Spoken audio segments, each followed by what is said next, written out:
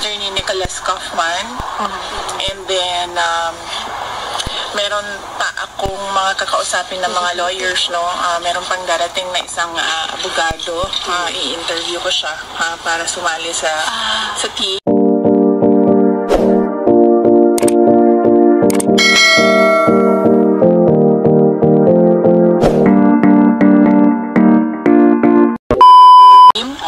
And then once maayos na yung team for ICC, mag-withdraw si Attorney Miguel mga slots for lawyers, and we want all the lawyers on board na merong ICC experience kasi hindi pa naman daw siya mayor, so might as well tumirap daw muna siya sa loob. So may ano na po siya, parang routine na po siya. So he can still make it, Is he enjoying?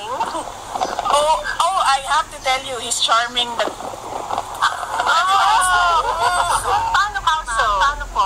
po? Marami na po siya nakakausap. Alam ko. Marami na po siya nakakausap na ibang detainees. Like, ano po na-witness nyo?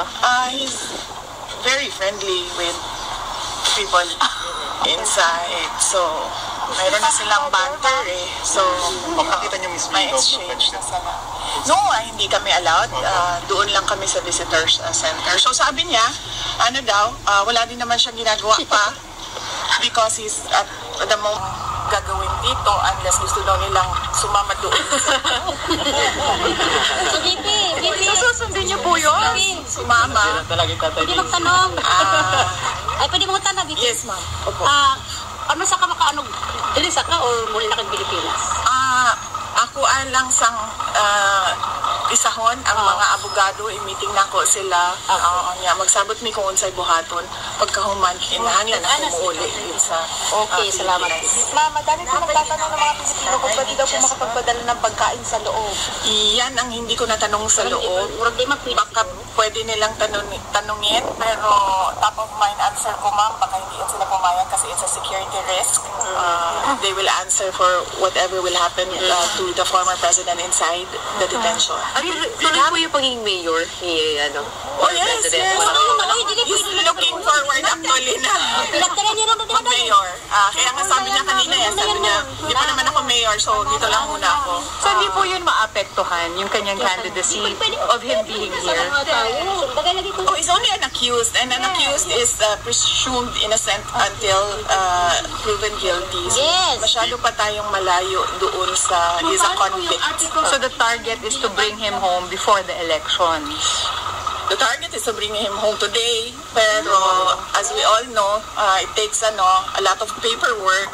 Pero nga, kanilang VP, ma-after ba siya, September sa yung last day? Wala.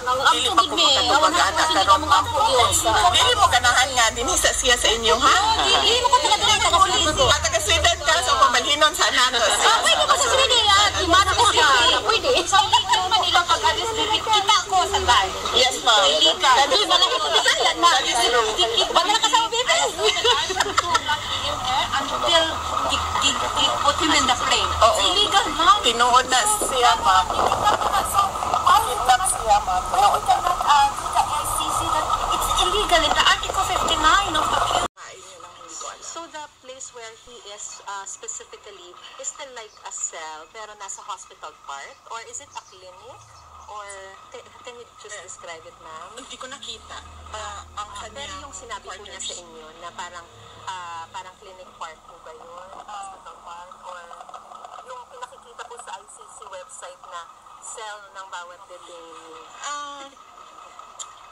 Ang sinabi niya sa akin, ang sinabi niya sa akin, para akong nasa hotel except that. Yes. Except that, Hindi ako nakalabas. Sweden, hadingan na po. Ma'am, huwag lang natin sabayan para marinig po. Nagsikin na po sa kanya yung nangyari. Na, kasi pag uwi niya po from Hong Kong, parang bilis po ng lahat ng mga bagay-bagay eh. We're appalled of the detention and the kidnapping. And their saint daw, dito sa Netherlands, nakalimutan ko yung pangalan ng saint.